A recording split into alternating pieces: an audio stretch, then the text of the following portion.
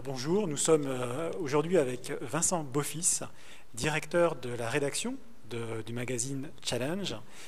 Quelques questions, Vincent. En quoi le magazine Challenge et quel est l'ADN entrepreneurial du magazine Challenge? Eh bien d'abord, Challenge, c'est une création d'entreprise. C'est Patrick Fauconnier qui l'a fondé en 1982. Ça a été un journal sur les campus universitaires et des grandes écoles. Donc bon, ça a commencé comme ça.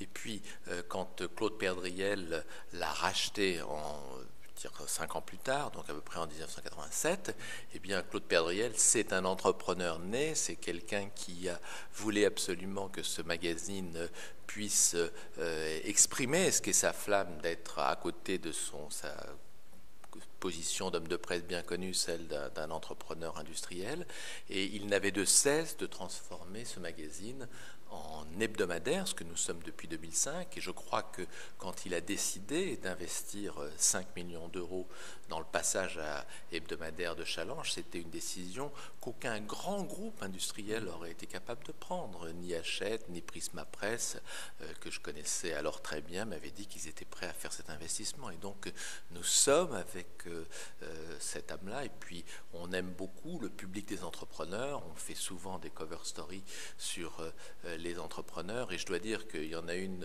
qu'on a fait il n'y a pas tout à fait un an qui a été une très belle vente, qui est titrée 100 startups à financer, qui me fait énormément plaisir parce qu'il m'est arrivé à de nombreuses reprises depuis cette cover de rencontrer les entrepreneurs dont on parlait, qui cherchaient certains quelques dizaines de milliers d'euros, d'autres quelques centaines, parfois 1 ou 2 millions, et de me dire que c'était grâce à Challenge qu'ils avaient bouclé leur tour de table, et il n'y a pas eu de réaction de lecteurs qui m'ont fait davantage plaisir que celle-là. C'est clair. Bon, la crise, vous en êtes sorti, Challenge? Comment vous en êtes-vous sorti?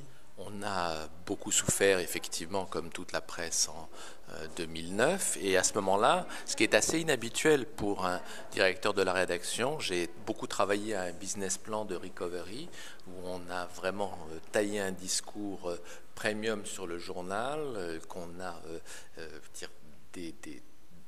décliné avec les agences médias et qui a fait qu'en 2010, nous avons progressé 2 fois plus vite que le marché et que nous avons gagné de l'argent alors que 2009 avait été effectivement déficitaire pour nous.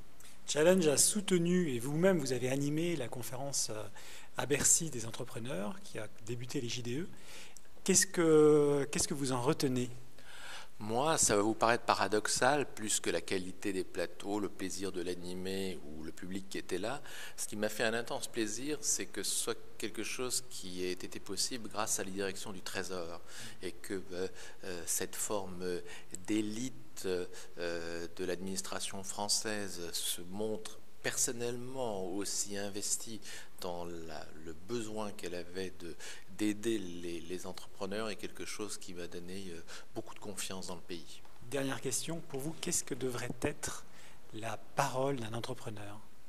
Eh bien, d'être complètement dans le débat public, d'être tel qu'en lui-même, sans langue de bois, et de montrer que par rapport à ce capitalisme financier qui nous a fait tellement de mal, il y a une vérité, il y a un langage de l'économie réelle qu'il doit exprimer, qu'il doit faire vivre.